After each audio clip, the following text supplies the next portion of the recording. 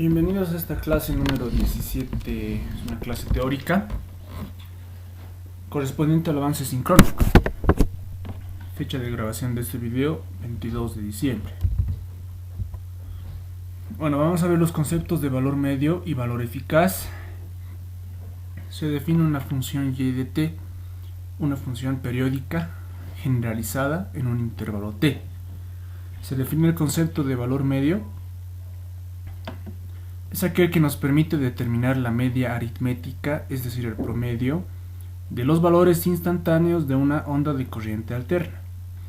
Está expresada por esta fórmula, ¿sí? Donde t mayúscula es el periodo y obviamente la función y de t es una función periódica.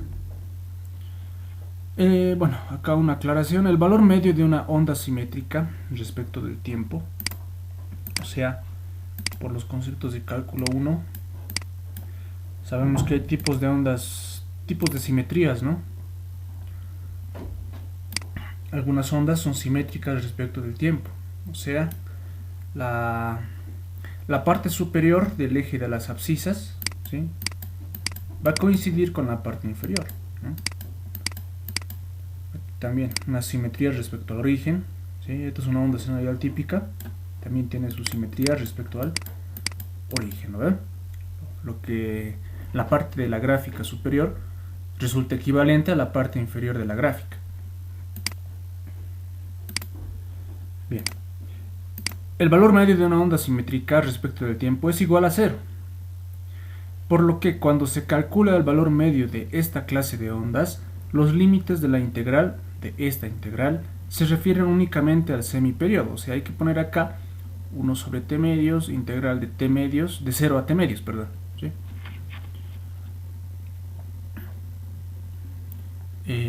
Sí, eso es básicamente lo que es el concepto de la integral, porque fíjense, este elemento es una integral simple.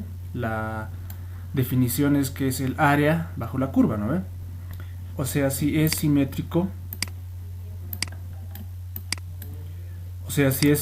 acá, ¿no ve?, el área total que vamos a calcular, área superior, es igual al área inferior. O sea, es como decir área positiva más área negativa, obviamente va a ser 0, ¿no? Es por eso que se debe tomar solamente el semiperiodo de una onda simétrica. Vamos al segundo concepto, que es el valor eficaz o valor cuadrático medio, según sus siglas en inglés, RMS, root mean square. Se eleva al cuadrado la función instantánea y, se obtiene el valor promedio de y cuadrado y por último se saca la raíz cuadrada de ese valor.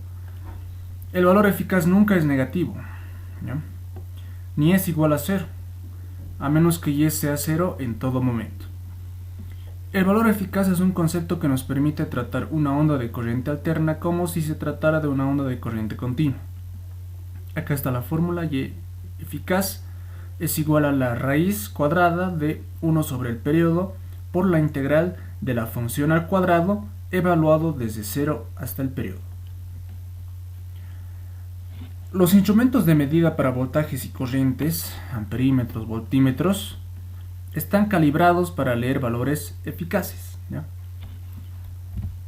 Bien, vamos al problema 84, que indica deducir la fórmula de valor medio para una onda senoidal de voltaje. Acá está la onda en color rojo. Voltaje porque acá en el eje de las ordenadas indica b de t, en función del tiempo. Y acá está expresado la frecuencia angular por el tiempo. Bueno, vamos a la solución. Al ser una onda periódica se debe definir el valor de esta función, ¿no? Debemos identificar su fórmula en función del tiempo. Por lo tanto digo, para definir una onda de voltaje, hemos aprendido en física 3,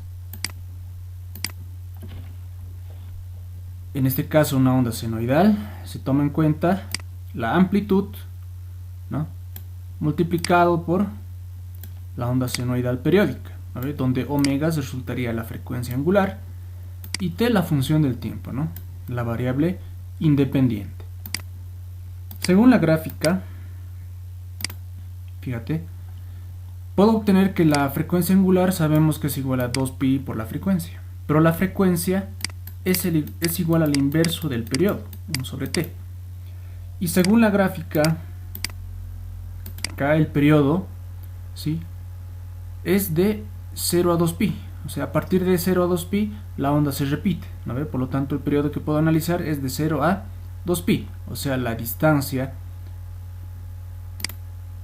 esta distancia en forma de periodo va a ser 2pi. Por lo tanto, reemplazo. Frecuencia es 1 sobre el periodo. Acá reemplazo el periodo y va a ser 2pi sobre 2pi. 1 por t. Esta va a ser la función del voltaje B de t. Y hemos identificado su fórmula. Vamos a la parte derecha que indica, una vez definida la función, vamos a tomar el intervalo de 0 a 2pi, porque a partir de este intervalo se va a repetir, ¿no ve? Cada 2pi, o sea, 0 a 2pi se repite, a 4pi se repite, ¿no ve? Y vamos con el concepto de valor medio, que hace un momento lo hemos estudiado, donde ya esto es una función generalizada, ya puede ser de corriente o de voltaje, ¿no? Acá ya está en función de voltaje, ¿no? V medio es igual a 1 sobre el periodo por la integral evaluada de 0 a t de la función de voltaje V de t. Aplicamos acá, valor medio es igual a 1 sobre 2pi por la integral de 0 a 2pi de la función, ¿no? Esta es la función, ¿sí?, Bm, que es B máximo, la amplitud, el punto pico de la onda, por seno de t diferencial de t. Hacemos las operaciones correspondientes, sacamos constantes fuera de la integral. La integral de la función sen de t es igual a menos cos de t, evaluando de 0 a 2pi, y curiosamente me va a dar 0, porque evaluando va a ser cos 2pi, 1 menos cos de 0, 1, 1 menos 1, 0, y obtenemos un valor medio de 0 voltios. Esto es erróneo, porque fíjate la definición acá, el valor medio de una onda simétrica va a ser igual a 0, ¿sí?, aplicando esta fórmula directamente, por lo que cuando se calcula el valor medio de esta clase de ondas, o sea, las ondas simétricas, los límites de la integral se refieren únicamente al semiperiodo. Y hemos demostrado que sí, efectivamente sale 0. Lo que se debe hacer es lo siguiente, ya tenemos la función B de t planteado con su respectivo intervalo de análisis, fíjate, el semiperiodo, o sea, de 0 a pi, perdón, ya no de 0 a 2pi. Y evaluando, sacamos Bm, que es constante, Bm sobre pi por la integral de sen de t valorado de 0 a pi, integral de sen de t menos cos de t de 0 a pi, ¿sí? Este menos lo factorizamos, cos de pi es menos 1, menos cos de 0, menos 1 menos 2 por negativo 2, o sea va a dar 2 sobre pi por el voltaje pico. Y esa formulita lo hemos visto en física 2 o en física 3, no recuerdo. Y es la relación de 2 sobre pi que sale 0.6366, ¿no? Es un número bastante familiarizado con lo que hemos aprendido en el curso básico. Problema 85. Deducir la fórmula de valor eficaz para una onda senoidal de voltaje. Es la misma onda senoidal, solo que ahora debemos identificar el valor eficaz. Bueno, como ya hemos definido la función hace un momento, se utiliza la misma fórmula, ¿no? Esta función definido en un intervalo de, esta fórmula, en un intervalo de 0 a 2pi, porque recordad que el valor eficaz no tiene ningún tipo de restricción si es onda simétrica o si no lo es con respecto al valor medio, ¿no? Volviendo a la parte del valor eficaz, ¿sí? Acá está la fórmula, B eficaz es igual a la raíz cuadrada de 1 sobre periodo por la integral de la función al cuadrado de 0 a t. Y bueno, reemplazamos, ¿no? Raíz 1 sobre periodo, el periodo es 2pi. ¿Por qué? Porque esta es la distancia, el periodo, cada vez que se repite la onda, ¿no? Esto es 2pi. Cada 2pi se va a repetir, ¿no?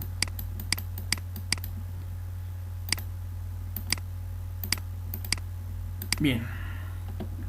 Elevamos al cuadrado la función, o sea, b máximo, b pico, por sen de t elevado al cuadrado, diferencial de t. Saco las constantes fuera de la integral, por lo tanto va a ser voltaje máximo al cuadrado. Bueno, digo voltaje máximo o voltaje pico porque es igual al cuadrado entre 2pi por la integral de seno cuadrado de 0 a 2pi, ¿no?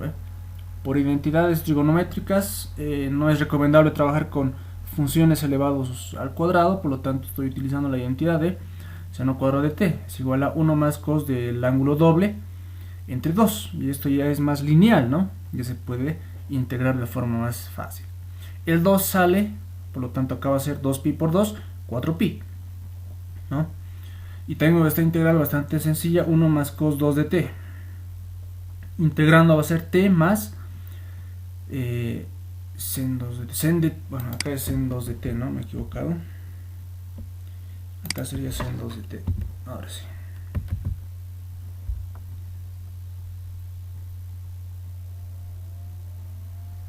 Ya.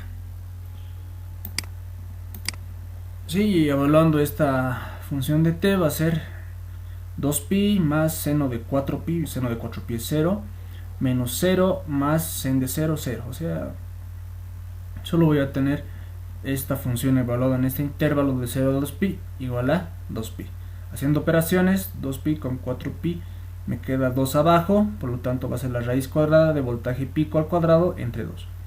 Y esto me da 1 sobre raíz de 2 por el voltaje máximo. Esa es la función para el valor eficaz de cualquier onda senoidal.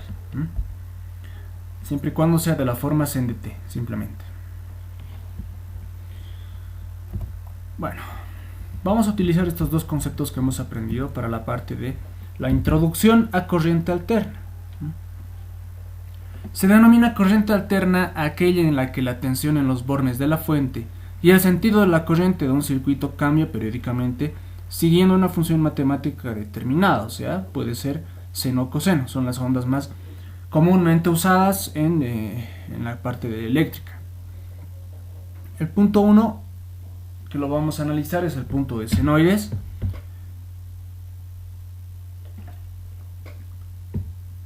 Indica lo siguiente: se considera generalmente el uso de senoides aquella señal que tiene la forma de una función seno o coseno, y se mencionan algunas características de las senoides. Una señal senoidal es fácil de generar y transmitir. La generación de energía eléctrica básicamente está en corriente alterna en forma senoidal. Es la forma de tensión generada en todo el mundo y suministra a hogares, fábricas, industria de telecomunicaciones, etc. Por medio del análisis de Fourier, cualquier señal periódica puede representarse como una suma de senoides. Y una senoide es fácil de manejar de manera matemática, ya que la derivada y la integral de una senoidal son también senoides. ¿Sí? La derivada de una función seno es coseno y viceversa, ¿no? De una función coseno es menos seno, ¿no? Acá tenemos el ejemplo de una tensión senoidal, ya lo hemos visto hace un momento, pero acá le vamos a introducir un pequeño desfase, ¿no? Que hemos visto directamente una función B pico por sen de t, pero acá un poco más generalizada, B pico por sen de omega t más un pequeño desfase. Vamos a definir cada elemento. Bm es la amplitud de la senoide, también llamado valor máximo, también llamado valor pico, porque fíjate, acá es el valor máximo que puede tomar la onda, ¿no? Es el valor pico.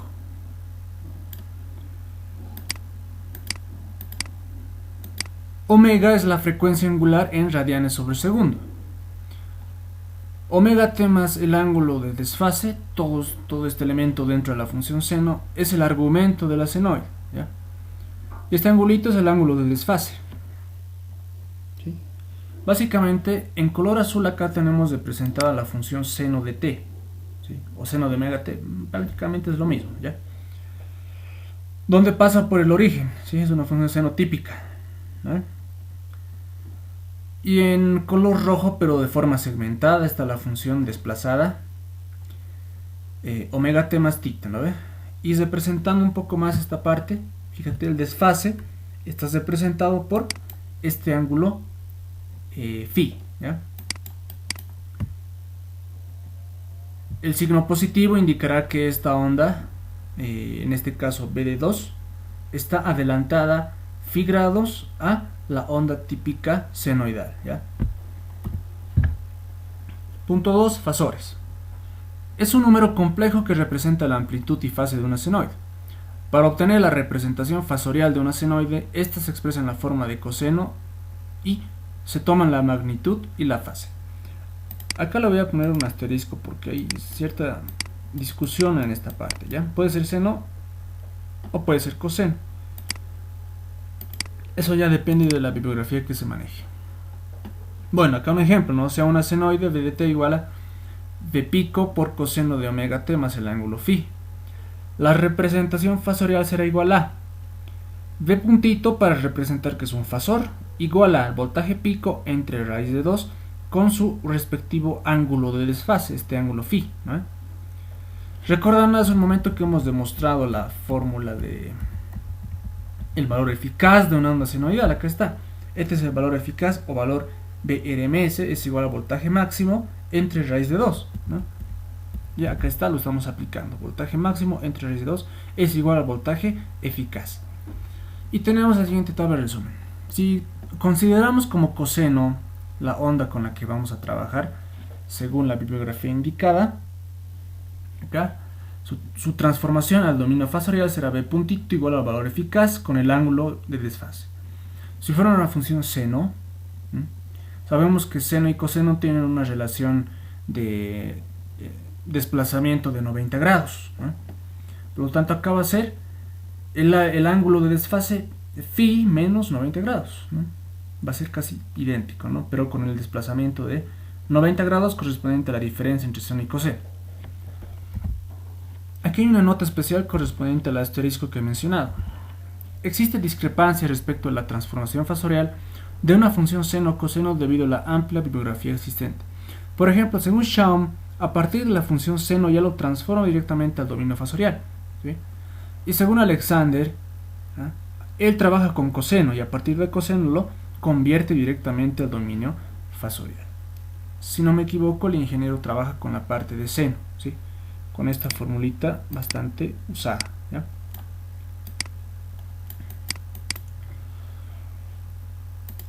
Si trabajamos con uno u otro, una u otra bibliografía, no va a haber tanta variación en la parte del resultado, solamente en la fórmula, no hay mucha variación, ¿sí? En la siguiente clase vamos a hacer un ejemplo de la diferencia entre ambos, pero yo les recomiendo que trabajen con la notación de Schaum, que es la notación que usa el ingeniero Tudor. Bien. Diferencias entre senoide VDT y fasor V. VDT es la representación en el dominio del tiempo, mientras que V puntito, fasor, es la representación en el dominio fasorial o dominio de la frecuencia. VDT depende del tiempo, mientras que V puntito no depende del tiempo. VDT siempre es real y no tiene ningún término complejo, mientras que V fasorial es generalmente compleja. Bueno, alcance y aplicación. Solo se debe aplicar si el circuito tiene una frecuencia constante y se aplica en la presencia de dos o más señales senoidales solo si son de la misma frecuencia. Esta es una condición muy importante. Cualquier fuente si tenemos n fuentes en un circuito, las n fuentes deben tener la misma frecuencia. Punto 3. Solución de circuitos en corriente alterna. Bueno, esto hemos aprendido en la parte de sistemas físicos de ecuaciones diferenciales. Voltaje general o la caída de tensión en una resistencia está dado por la corriente que circula por la resistencia.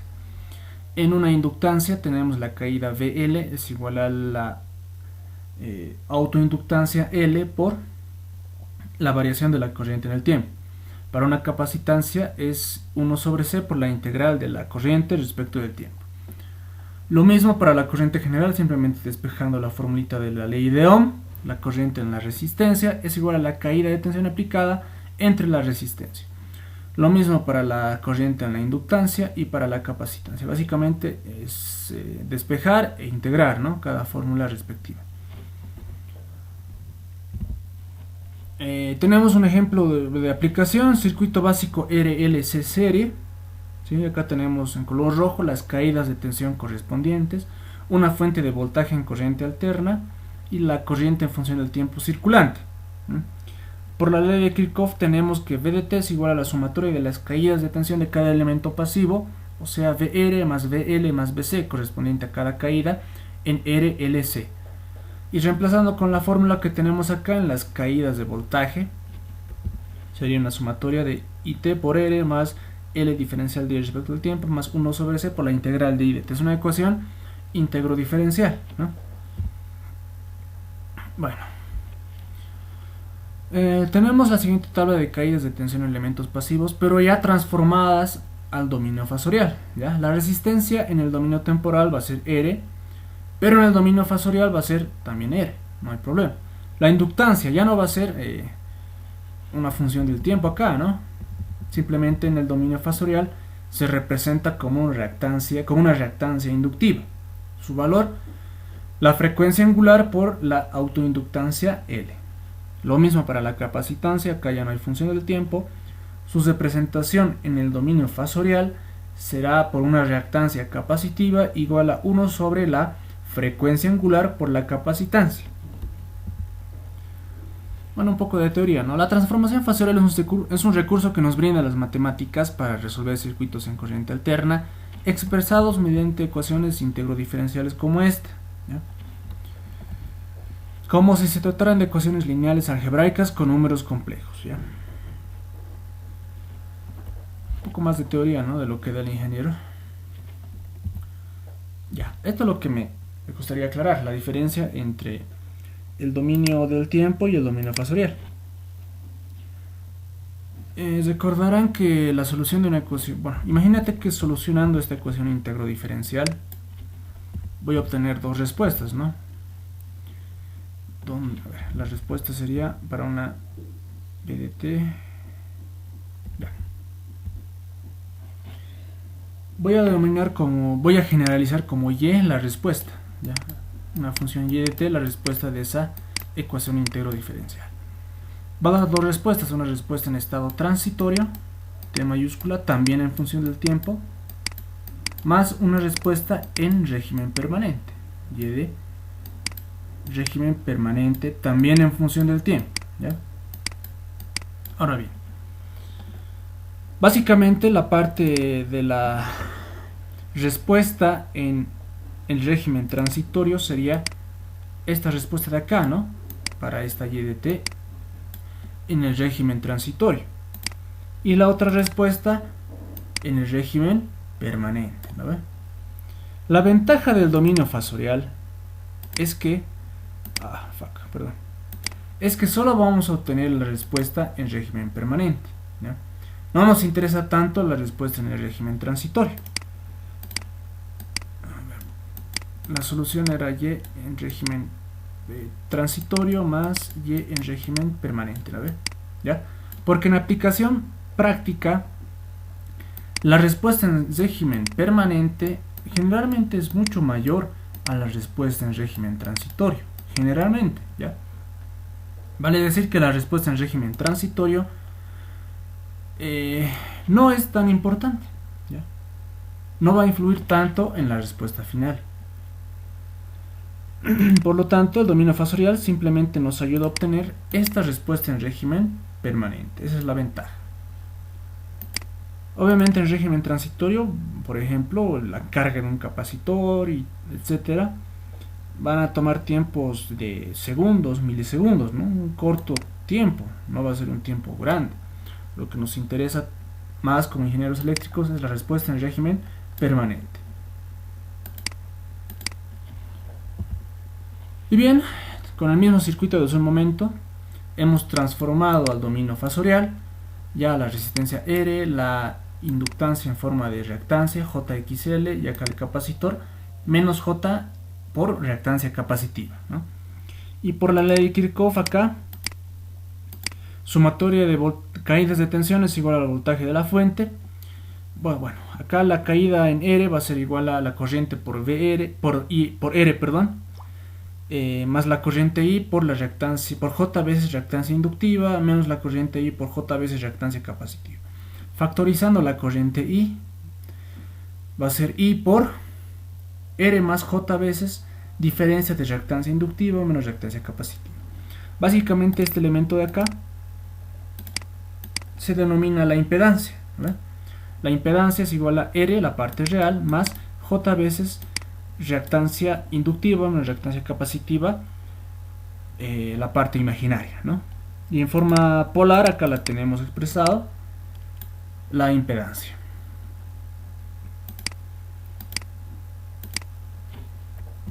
Bueno, vamos a resolver un problema. Si la función BDT es igual a 169.71 por 100 de 50t voltios. En el circuito mostrado, determinar inciso A la impedancia total y el triángulo de impedancia, inciso B la corriente que circula por el circuito y el diagrama fasorial de tensión y corriente. Bueno, podemos evidenciar inicialmente que el circuito es en el dominio temporal, se debe transformar al dominio fasorial. Bueno, acá está. Esta es la formulita en color negro, la fórmula general, ¿no?, de una función cualquiera, en este caso una función B de t de voltaje. Es igual al valor pico de m por seno de t, omega t más un ángulo de desfase. Pero fíjate acá, esta es la fórmula que yo tengo, la ecuación, ¿no? Por lo tanto comparo y saco las siguientes conclusiones. B máximo es este valor, ¿no? La frecuencia angular omega va a ser 50, ¿eh? Y el ángulo de desfase θ, en la fórmula de mi fuente de mi tensión B de t sería 0, ¿no? Porque aquí no hay ningún ángulo, por lo tanto no tiene desfase. Ahora bien, transformado al dominio fasorial, recordemos que el dominio fasorial trabaja con el valor eficaz, ¿sí? Y el valor eficaz es igual al voltaje máximo entre raíz de 2. O sea, si ustedes hacen el cálculo, 169.71 entre raíz de 2 me da 120 voltios, ¿ya? Y como no tiene ángulo de desfase, básicamente le colocan 0. Esta sería la fuente de voltaje en dominio fasorial. Bueno, hemos dicho que la frecuencia angular es 50 rad sobre segundo. Y transformamos la resistencia en dominio fasorial. Hemos dicho que la resistencia, tanto en el dominio temporal como en el dominio fasorial, simplemente se representa por R, ¿no?, el valor de la resistencia. La inductancia se transforma en una reactancia inductiva, omega por L, básicamente L es 0.06 Henry. La reactancia inductiva será omega, o sea 50 rad sobre segundo, por la inductancia, por 0.06, y esto me da 3 ohmios. La capacitancia en farad se va a transformar en una reactancia capacitiva, y por lo tanto acá es 1 sobre omega por C. La capacitancia es 4000 microfarad, por lo tanto la reactancia capacitiva será igual a 1 sobre frecuencia angular 50 por 4000 por 10 a la menos sería 6, ¿no? Acá, a ver, vamos a hacer el respectivo cálculo. 50 por 4000 exponente a la menos 6. Acá es 6, van a disculpar, acá me he equivocado. El micro es 6. Ya. Bien. Haciendo operaciones me da la reactancia capacitiva igual a 5 ohmios. Y acá ya está transformado en la parte derecha el circuito en el dominio fasorial. Bueno, vamos a resolver lo que nos pide el problema. Inciso A, impedancia total del circuito. La impedancia hemos dicho que está representada por la parte real, resistencia, más la parte imaginaria, reactancia, ¿no? Y hacemos una suma, porque es un circuito en serie, ¿no? Sumamos reales con reales, imaginarios con imaginarios. Por lo tanto va a ser 8 más J3 menos J5. Y esto me da J3 menos J5, en total 8 menos J2. Esta sería la impedancia total del circuito en forma binómica o forma rectangular. Pero si yo lo quiero hacer en forma polar, simplemente trabajo con la relación pitagórica, ¿no? Real al cuadrado más parte imaginaria al cuadrado, todo en dentro de la raíz cuadrada. Es una relación pitagórica, ¿no? Porque sabemos que este es el sistema real imaginario. Esta sería la parte de la resistencia en color azul, ¿ya? Y la parte imaginaria puede ser la reactancia, ya sea inductiva o capacitiva. Según el circuito me da menos J2, por lo tanto va a estar hacia abajo. Y esta sería la impedancia, ¿no? La hipotenusa. Y es por eso que la relación, ¿no? Cateto al cuadrado 8 más cateto al cuadrado 2 me da la hipotenusa Z de t.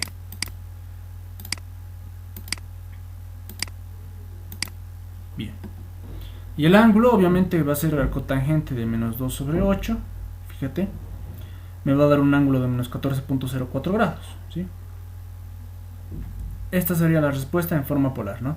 El módulo de la impedancia 8.25 con un ángulo de desfase de menos 14.04 grados. Inciso B, la corriente que circula por el circuito. Básicamente se representa por la ley de Ohm, ¿no? Corriente es igual a voltaje sobre impedancia. El voltaje 120 con desfase de 0 grados, voltios. Abajo la impedancia yo la tengo en forma polar, 8.25 con un desfase de menos 14, con un desfase de menos 14.04 grados. Haciendo operaciones me da 14.55 con un desfase de 14.04 grados ampere. Cuando dividimos los números complejos pero en forma polar es fácil, ¿no?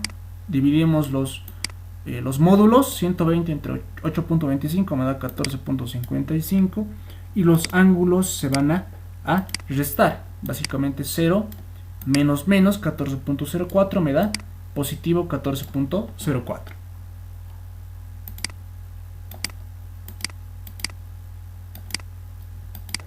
Bien, pero también podemos expresar la corriente en función del tiempo, ¿no ve?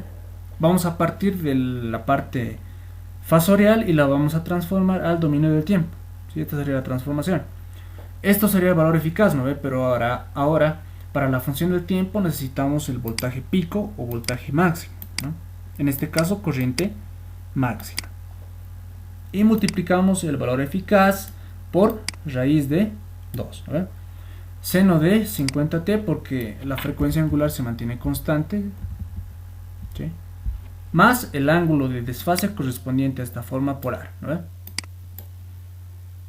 Y bien, la respuesta de la corriente en función del tiempo sería esta función, ¿ya?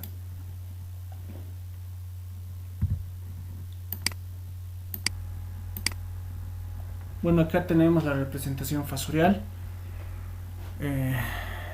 V puntito es igual a 120,0 grados voltios, ¿no? Color verde y la corriente está en color rojo.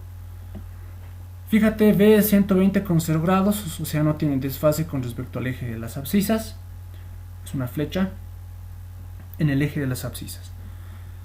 El módulo es de 120, básicamente es casi 10 veces más grande que la corriente, por eso tiene un valor, una magnitud mucho más grande. Ahora la corriente I está desplazada 14.04 grados. Acá está el desfase y este sería el diagrama fasorial. También lo podemos graficar en función del tiempo, solo como acotación. Ya tenemos ambas ondas, tanto de voltaje en color verde y de corriente en color rojo. Y recordarán al principio de la parte teórica que tenemos un desfase, ¿no? Acá, ¿sí? En las dos fórmulas. Vamos a ver acá en forma práctica cómo se produce ese desfase. La onda VDT es una onda sinusoidal sin desfase, por lo tanto en el origen no hay ningún desfase. Fíjate, la onda en color verde circula por el origen, ¿no? Este es el origen de coordenadas. Vamos a expresarlo en color negrito. Uy.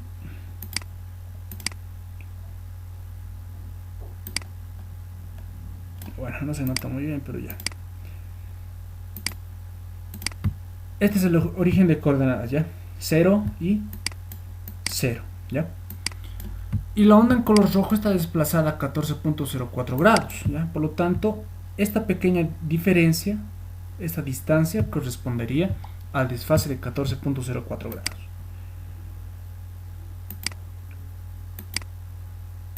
Esta distancia vendría a ser el desfase de 14.04 grados, ¿ya? Esa pequeña distancia. Vamos al problema 87. Es el mismo problema, solo que la función VDT, la onda de voltaje, va a estar desplazada a 40 grados, ¿ya? Acá transformamos cada elemento al dominio fasorial. Y fíjate acá, como hemos dicho que le hemos aumentado un desfase de 40 grados, en forma fasorial será el voltaje eficaz, o sea 169.71 entre raíz de 2 es igual a 120 con un ángulo de 40 grados. Los demás elementos son los mismos que el anterior problema. Acá ya se ha transformado el circuito en el dominio fasorial. Bueno, la impedancia va a resultar el mismo porque solo hemos cambiado la fuente de voltaje. Va a ser 8 más J3 menos J5, 8 menos J2 en forma binómica. En forma polar, por la razón trigonométrica, cateto al cuadrado, 8 cuadrado más el otro cateto al cuadrado, 2 al cuadrado, me da 8.25. Y el ángulo arcotangente de menos 2 entre 8, menos 14.04 grados. También si ustedes colocan 8 menos J2 en su calculadora y lo transforman a una forma polar, les va a dar el mismo valor de 8.25 con ángulo de menos 14.04 grados. Y este es el triángulo de impedancias. Inciso B, la corriente. Acá la corriente será igual a voltaje entre la impedancia equivalente. 120 con 40 grados entre 8.25 con menos 14.04 grados. 120 entre 8.25 me da 14.55. 40 menos 14.04, o sea, va a ser 40 más 14.04, me da 54.04 grados con ángulo de desfase, ¿no? Y este sería el valor de la corriente, ¿sí? En comparación con el anterior problema, tiene el mismo módulo, ¿no? 14.55, solo el ángulo de desfase cambia, ¿no? Bueno, lo mismo vamos a intentar transformar esta corriente en función de la frecuencia o una corriente fasorial a una corriente en función del tiempo. Acá está. Valor eficaz 14.55 por raíz de 2 me da 20.58 y el ángulo de desfase 54.04, 54.04. Bueno, acá están ambas fórmulas, tanto en el dominio del tiempo como en forma fasorial del voltaje y la corriente. Vamos a proceder a dibujar el diagrama fasorial, ¿ya? Esta va a ser, bueno, en color verde está definido 120 con 40 grados, ¿no? Por lo tanto, este va a ser el, perdón, muy arriba. Va a ser algo así el fasor voltaje, ¿ya? Y este es su angulito de desfase de 40 grados. ¿Sí? Y el fasor corriente 14.55 con 54.04 grados, un poquito más elevado, ¿no? Ahí más o menos. Fasor corriente. Puntito. Y este va a ser el ángulo de 54.04 grados. El ángulo que forman estos dos será la diferencia, ¿no? 54.04 menos 40 me da 14.04 grados, ¿no? Y si nos damos cuenta, fíjate, el ángulo que forman corriente y voltaje comparado con el anterior problema cuando no había desfase es prácticamente el mismo, ¿no? El ángulo que forman ambos fasores. Bueno, con esto concluiríamos la parte teórica de la corriente alterna. Veríamos el día viernes netamente aplicación práctica con resolución de problemas.